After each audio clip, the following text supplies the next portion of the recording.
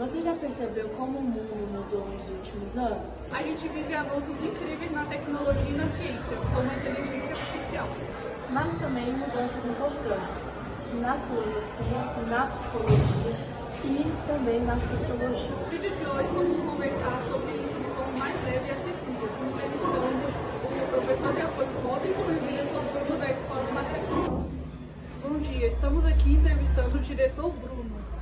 Bom dia, gente. Primeiramente, agradecer à turma do terceiro 4 por estar me convidando para fazer parte do projeto, né? Estou muito satisfeito com o convite e espero que a gente consiga responder as questões propostas, que eu tenho certeza que são questões interessantes, tá? Pelas perguntas. A filosofia contemporânea questiona muito o discurso de poder e verdade. Como isso aparece no nosso dia a dia sem a gente perceber? Pergunta difícil, pergunta filosófica, né? O conceito de verdade é muito complicado da gente trabalhar. Eu estou como vice-diretor, mas sou professor de História, então a gente vê que, na realidade, a verdade ela é construída de acordo, né, com discursos históricos, né, e situações. Então o conceito de verdade realmente é bem complicado para a gente estar entendendo, né, o que isso significa na prática, né? Eu procuro entender muito mais, não como verdade, mas como um discurso histórico de um determinado período, de um determinado momento, né? É claro que um fato é um fato, independente de uma interpretação. Se aconteceu, aconteceu. Se não aconteceu, não aconteceu. Mas a verdade, geralmente, são discursos construídos por grupos hegemônicos, né, que estão no poder. Né? Então, são verdades constituídas, digamos assim. Né? E o poder, né, o conceito de poder é muito amplo, né? Desde aquele que exerce efetivamente o poder até os grupos que controlam o poder. Né? Porque na política, por exemplo, a gente vê muito isso. Né? Quem deveria exercer é o político, mas você tem grupos de pressões que verdadeiramente exercem o poder. Então, são dois conceitos bem difíceis da gente trabalhar por envolverem discursos. A sociedade em rede transformou a forma de nos relacionarmos. Você acredita que estamos mais conectados ou mais isolados? Concordo que a sociedade em rede, a globalização, ela promoveu um avanço no que diz respeito à comunicação. Né? Com a globalização, hoje o mundo, pelo menos do ponto de vista da integração da informação, ele é globalizado. Né? Nos outros sentidos, eu não. Mas a informação, de fato, ela é quase simultânea. Eu posso pegar um aparelho tal como esse, né, desde que tenha acesso à internet, e eu consigo notícia em tempo real de um país que está a 5 mil quilômetros daqui, né? A 15 mil quilômetros, né, do outro lado do mundo. Então, de fato, a informação ficou muito mais fácil para nós. Se a gente for pensar, né, no tempo dos nossos avós, sobretudo, né, nas áreas rurais do Brasil, a comunicação era muito difícil, né? Ou era através do rádio, que você recebia notícias, ou então na comunicação entre pessoas comuns, através de carta. Então você demorava ali uma semana para você passar uma informação. Né? Hoje, com as redes sociais, isso é instantâneo. Aconteceu algo aqui, eu pego meu telefone e mando uma mensagem para minha mãe. Ela já está sabendo antes do vice-diretor saber o que aconteceu. Então, sim, concordo com a sua pergunta. Está muito mais rápido. Agora, eu mandava escrito para ela pelo WhatsApp do que chamá-la e conversar. Então, distanciou sim, porque a gente prefere essa interlocução da rede social para poder estar conversando com o outro. E nisso também a gente pede uma série de questões. Porque para mim desenvolver o afeto, o amor, o carinho, a amizade, o companheirismo, a empatia necessita de conversa cara a cara, tal como a gente está tendo hoje, né? Então, chega até alguns absurdos, né? Não estou criticando não, tá, gente? Quem faz isso, cada um tem a sua vida. Mas chega até uns absurdos de você ter relacionamento à distância. Então, é uma coisa que eu não entendo como que funciona, porque isso é uma premissa, né? Você tem que estar junto. Né? Mas isso aproxima também as pessoas, né? Por outro lado, se eu tenho um parente que mora no interior, por exemplo, né, eu consigo vê-lo, né, através de uma ligação de vídeo, por exemplo. Né? Mas esse distanciamento ocorre. sem dúvida nenhuma. Hoje, debates sobre gênero, raça e desigualdade estão em evidência. Por que essas discussões são essenciais para entender o século XXI? Ótima pergunta, e é que tem mais a ver comigo até então, né? Devido à minha área de formação. Essas discussões elas têm que ser feitas porque a sociedade brasileira ela foi formada com algumas características que marcam até hoje, né? Vamos começar, né, da mais impactante, a escravidão. O nosso país conviveu no regime escravocrata por 380 anos, desde a chegada dos portugueses no século XVI até 1888, o Brasil foi marcado por ser um país escravocrata, né? Ah, Bruno, mas já tem 100 anos que isso acabou. Não importa, porque o passado ele fica preso em nós, né? Mesmo que a gente mude, mesmo que o tempo passe, aquela experiência fica em nós. É a mesma coisa de uma experiência pessoal, né? Eu passei por um trauma lá na minha infância. Aquele trauma eu carrego ele até meus últimos dias. É a mesma coisa com a nação. Então, esse passado escravocrata produziu uma sociedade extremamente desigual, né? Sobretudo uma desigualdade marcada pela cor, né? Então, assim, tem que ter esse debate para poder a gente tentar igualar as condições entre a população, tá? É claro que existem brancos pobres que também necessitam de oportunidade, mas estatisticamente, isso não é eu que estou dizendo, você tem estatísticas sobre isso, né? Que precisa de uma correção nessa população. Em relação às mulheres, a mesma coisa, né? Nós tínhamos uma sociedade extremamente patriarcal até a metade do século passado. Para a gente ter uma ideia, a mulher só foi conseguir o direito ao voto em 1932. Então, assim, não tem nem 100 anos ainda, vai completar 100 anos, né, na próxima década. Então, isso tudo causou, né, uma enorme desigualdade. Também dado estatístico, né? Cerca de 40% das mulheres recebem um salário inferior ao do homem, mesmo trabalhando no mesmo posto, na mesma empresa, né? Então, assim, tem que ser discutido isso. Não é questão de defender a mulher ou defender o homem. É proporcionar as mesmas condições. É eu não ser julgado por eu ser homem. É eu ser julgado pela minha competência, pelas minhas qualidades, pelos cursos que eu tenho. A mesma coisa com as mulheres. Não julgar por ela ser mulher, ela tem que ser melhor ou ser pior. Mas pela qualidade técnica que ela tenha, né? Que ela tenha condições de exercer aquilo, então ela merece ser bem remunerada. E essa discussão tem que ser feita, porque as coisas só mudam quando a gente começa a discutir, começa a questionar, né, essas situações. Na psicologia, vemos uma abertura maior para falarmos de saúde mental. Você acha que isso realmente reduziu o estigma ou ainda temos muito tabu a quebrar? Temos muito tabu, né? Ainda temos o tabu ainda de que o psicólogo é pra gente doida, que quem vai no psiquiatra é porque não bate bem da cabeça, né? Coisa que não é verdade. Tanto a nossa saúde física, que é um braço quebrado, uma perna quebrada, uma dor no estômago, é importante, assim como a saúde mental, né? Então, é um tabu que tem que ser quebrado, já melhorou muito, né? Porque se a gente for pensar, até 1970, era uma política de segregação, né? Eu vou dar um exemplo, né? Um transtorno que é muito comum hoje, que é o transtorno do espectro autista, ele era tratado até a década de 70 em sanatório. Então eu pegava aquele indivíduo, não entendia a situação que ele estava passando, segregava ele e internava ele no sanatório, né? Ele ficava preso ali naquele local, segregado das pessoas. Às vezes a própria família também escondia aquele ente querido, né? Porque tinha vergonha, né? Porque era taxado como doido aquela pessoa. Então, já melhorou muito, no sentido de hoje a gente entender que apesar das dificuldades, eles têm que ser integrados, né? Eu creio que vocês veem isso aqui na escola, né? Essa questão da inclusão, ela tem que ser feita, porque eles têm os mesmos direitos que nós. Então a gente tem que mudar e tem que adaptar os lugares para eles também pertencerem àquele local que é de direito deles. Mas ainda tem muito tabu, você tem razão.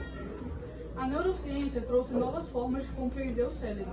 Isso pode mudar até mesmo como entendemos a identidade e a consciência? Sem dúvida, né? As barreiras que a ciência vem abrindo, né, caminham para um entendimento muito mais completo do ser humano, né? Quando a medicina vai avançando, a gente consegue entender situações que no passado nós não entendíamos, né? Um exemplo mesmo que eu dei foi das doenças mentais, né? Era tratado de outra forma, entendia-se de outra forma. Hoje a gente já tem um entendimento melhor, que é necessário muito carinho, muito apoio por parte da família, muito acolhimento, que isso também faz parte do tratamento, isso é uma coisa muito nova. Até 1970, 80, acreditava-se que tratamento é remédio, é internação, é hospital, não necessariamente. Um acolhimento, uma escuta, né? Você poder escutar um colega no momento que ele não está bem, às vezes vale muito mais do que dar um antidepressivo para ele, né? Você ouvi-lo, né? Aconselhá-lo, acalmá-lo. Então, tudo isso são avanços que o nosso mundo está proporcionando. Na pedagogia, o aluno passou a ser protagonista da aprendizagem, mas na prática, o sistema educacional consegue acompanhar esse paradigma? Muito difícil. Nós temos sim uma concepção de que o estudante ele vem para a escola para poder aprender os conteúdos curriculares, né? Só que quando ele vem para a escola, né, a partir dos 4 anos de idade, que é o que a legislação impõe, a gente entende que ele já tem uma bagagem de vida, né? A família foi o primeiro contato que essa criança teve. Então, em tese, essa família já desenvolveu algumas habilidades nessa criança, já interiorizou valores do que é certo, do que é errado, do que pode, do que não pode. Então, quando ela chega na escola, a escola tem que considerar isso, que as pessoas são diferentes, que têm criações diferentes, e que eu acho que é uma das grandes riquezas da escola pública, né? Eu acho que isso é sensacional, a gente conseguir conviver com o diferente, porque isso é muito difícil. A gente entender o diferente e saber aceitá-lo, assim como a gente espera ser aceito, né? Então, concordo com essa proposta. Só que é difícil, porque na maioria das vezes, nós professores fomos formados no sistema antigo, né, de acreditar que o professor é o detentor de saber e que somente ele tem aquele saber, né? Coisa que a gente tem que mudar, porque não tem como a gente competir com as tecnologias digitais.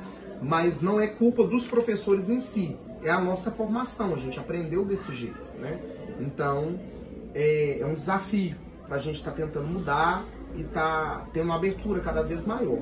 A partir do momento que eu passo um conteúdo que tem a ver com o que o estudante vive, o interesse dele aumenta demais, porque ele vai se identificar naquilo ali. Não, eu vivi isso, eu passei isso e tal, né? Agora, a partir do momento que eu dou um conteúdo distante da realidade do estudante, ele não vai se interessar, porque ele não vai ver sentido naquilo que ele está estudando.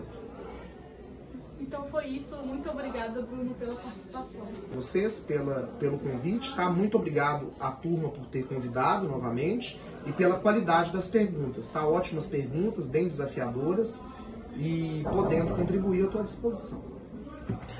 Bom dia, hoje estamos aqui para entrevistar o Robson, professor de apoio. Bom dia, meu nome é Robson, eu sou professor e técnico de Libras aqui em Bagaços. A edição genética com o Cristo gera muitas expectativas, mas também preocupações éticas. Como equilibrar a inovação e a responsabilidade desse campo? Então, se esses avanços genéticos forem utilizados para doenças hereditárias, tratamento de doenças hereditárias, tratamento do câncer, benefício humano, aí vai ser bom, vai ser um avanço tanto, mas o perigo é a edição genética, sabe? Por exemplo, você começar a selecionar cor de olhos das pessoas, o tom de pele, eu acho isso muito perigoso, porque senão você vai passar a criar pessoas perfeitas. Não existem pessoas perfeitas, entendeu? Então eu acho que vai ter que ter esse equilíbrio. A inteligência artificial vem transformando vários setores. Na sua visão, ela mais ajuda ou mais ameaça no trabalho humano? Olha, eu acredito que, falar a verdade, mais ameaça.